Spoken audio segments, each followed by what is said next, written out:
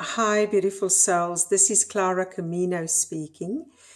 I'm going to talk about the spiritual mother of all children born on the spectrum of autism. I know that there's many names by which it go, but she said that to her, it is her children on the spectrum of light. So I would like to just share with you what she shared with me in terms of her children on the spectrum of light.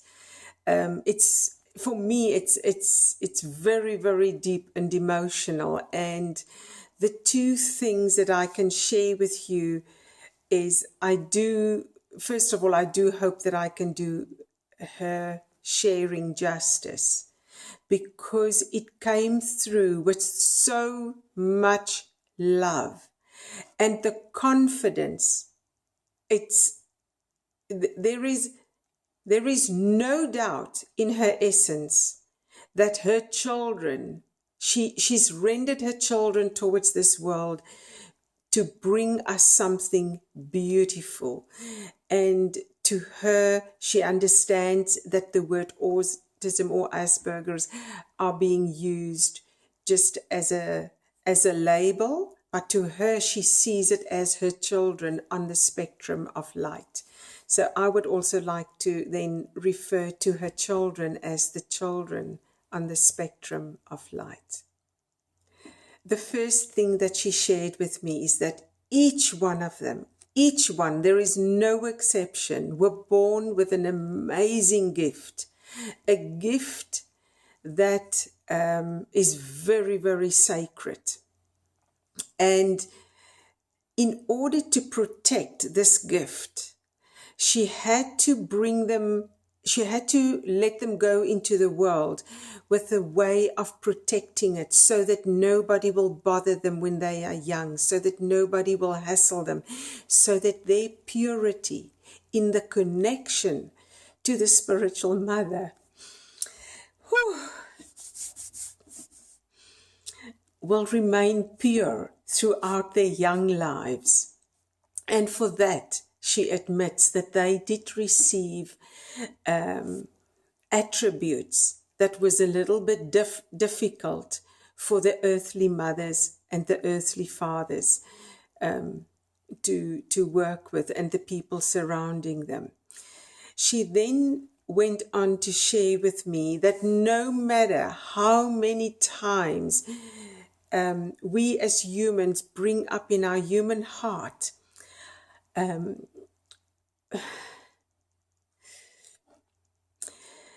where we think we fail, where we think we are too short in being the best version of who we can, she keeps saying over and over and over again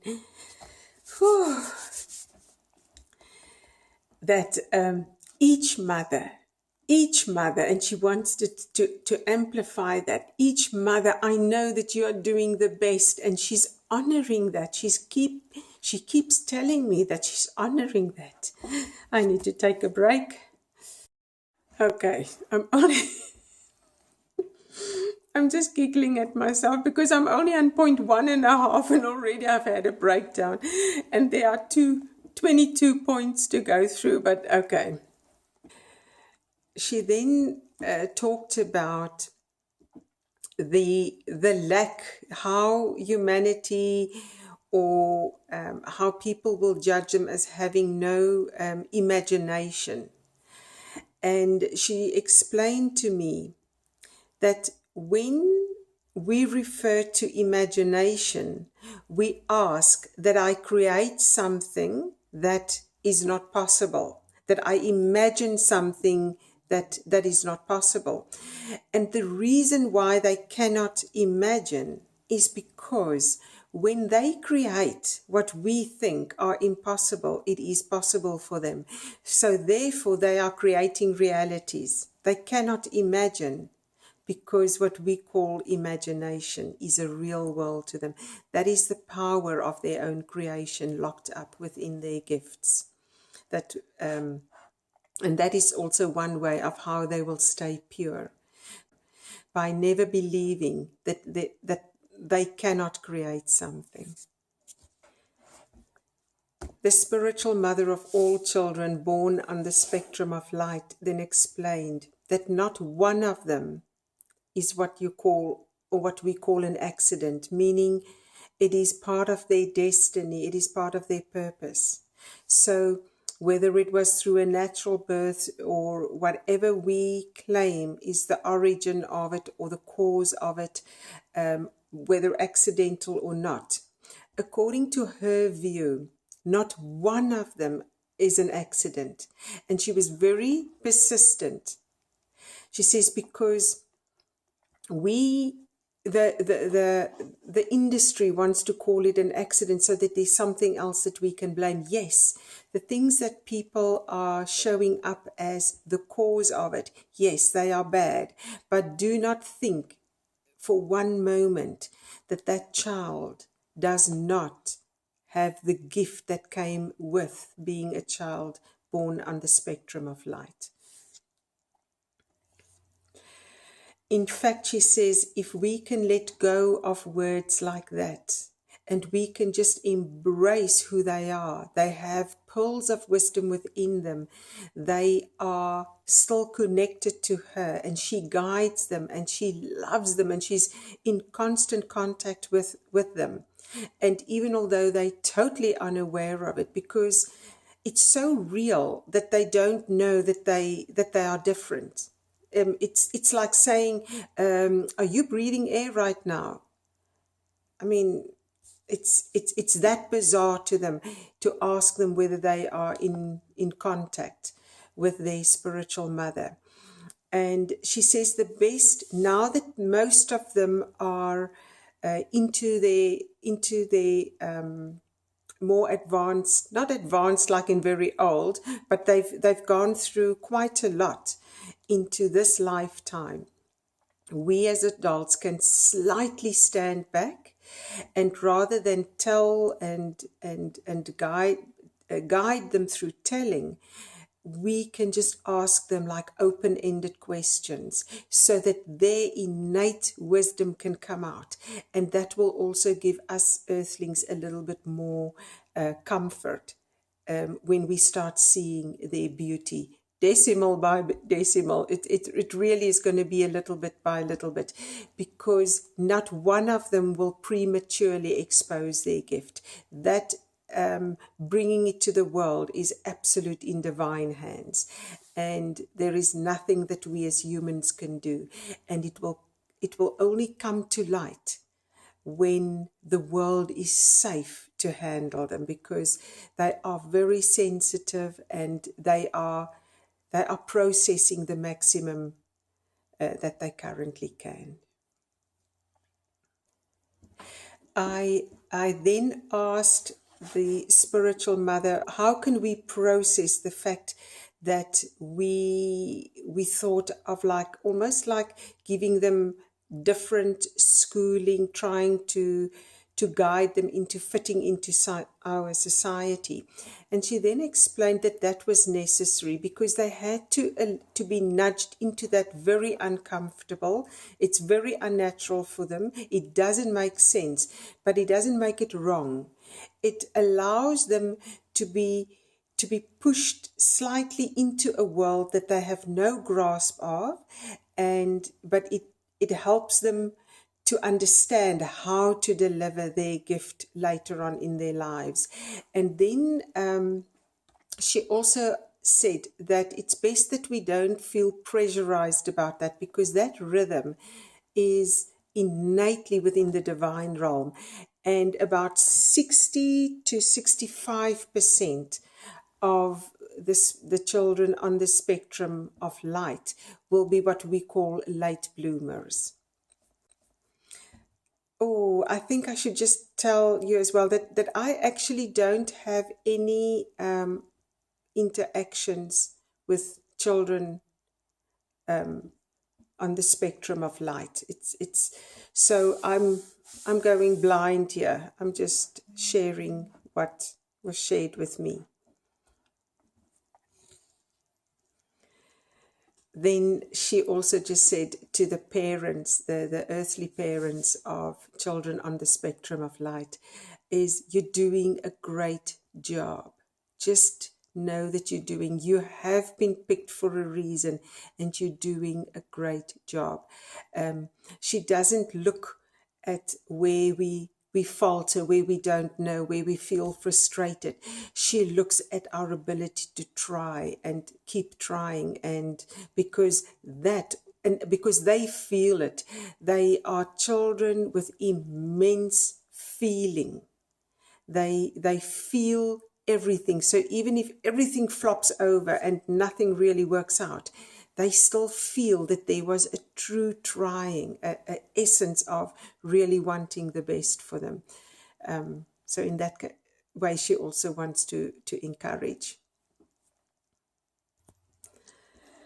One of the other things that she also explained to me is that she's picking up that when society interacts, there's a tendency to say, oh, he or she's so abrupt, or say things like so straightforward, it's almost painful. And she asked that I explain to you the energies that she sent through me. And it was as if they are wired for such a high level of truth that they cannot lie. They cannot call it anything else than exactly how it is. And we as humans have been trained to be so polite, so considerate, such good manners that we almost lie to ourselves, where they haven't got that, and they don't understand it because they read energy first and then the words follow. And now let's say, like, I'm taught to be always polite, and what I really feel is like there's an impolite situation. It's better for me to say, oh, I acknowledge this is totally wrong, incorrect, inconsiderate, blah, blah, blah, and claim whatever my feelings are, but to be in total alignment. Because when I have anger and I'm sending out my anger, or I have a moment of conflict with someone, and I'm telling them that I'm in a loving space, they're getting two different signals. And now they are frustrated. They don't know how to cope with it because they're so strongly wired to be in total alignment and to speak the truth. And and their karma is so quick that they know it immediately. So now they are in defense mode, trying to avoid the karma that they know is in creation. And that's something new that I also didn't. Okay. So we, as the ones that have been overtrained in being polite and kind and generous and to great manners, we need to understand where we are not in alignment when we interact, because their energy is so perceptible. I think in any way, it's something that's going to help all of humanity, because if you think about it, none of the humans can be a divine person without that absolute honesty and transparency towards self. So we can just as well start training now. I then asked a question about, like, how will they come to deliver this gift to the world? And they said that they will, before they come into full blossom and they give this gift to the world, they will almost like run through their emotional, mental, spiritual world, a 360 viewpoint around it. And they will make sure that almost like earth, the elementals, the fauna, the flora, the birds, the bees, the humans, the technology, everything will be a compliment, will be a beautiful, like a beautiful compliment towards the divine. So it's not something that they will put into the world where they haven't thought about something. And that also is because it will be so well thought through. They will come to fruition or to their maturity into full blossom a little bit later in their lives. I am going to end the sharing on what the spiritual mother of children on the spectrum of light is sharing. I'm going to stop here, but then I'll make another one and continue on that. So I will just keep building because I received quite a lot of information so that I can just digest it bit by bit. There is no need to subscribe, and if you must follow someone, follow your own heart.